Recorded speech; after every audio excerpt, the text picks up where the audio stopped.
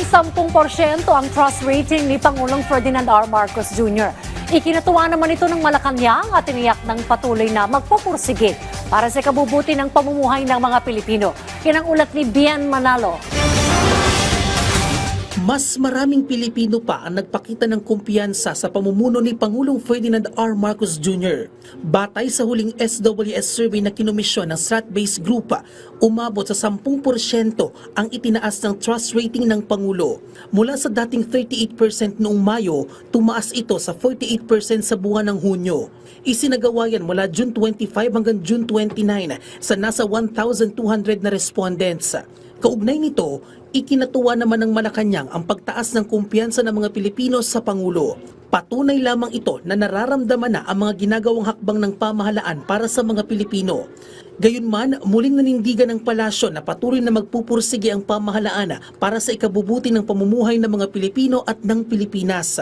Masaya naman na nakikita na po ng taong bayan ang ginagawa ng administrasyon. Pero muli, uulitin po natin, ang numero po ay hindi po magiging factor para sa Pangulo na magpakampante. Dahil kahit ano pa pong numero ang lumabas sa survey, tuloy-tuloy lang po ang ating Pangulo at ang administrasyon na to na magsilbi at magtrabaho.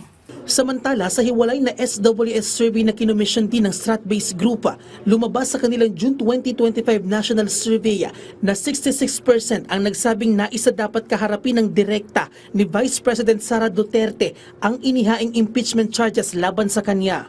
Isinagawa ang survey mula June 25 hanggang June 29. Habang sa inilabas na pahayag 2025 second quarter survey, ang non-commissioned nationwide survey ng Publicus Asia Incorporated nakakita ng pagbaba sa rating ng ikalawang Pangulo. Mula sa 42% ay bumaba ang approval rating nito sa 36%, habang mula naman sa 39% ay bumaba ang trust rating nito sa 33%. Bien Manalo para sa Pambansang TV sa Bagong Pilipinas.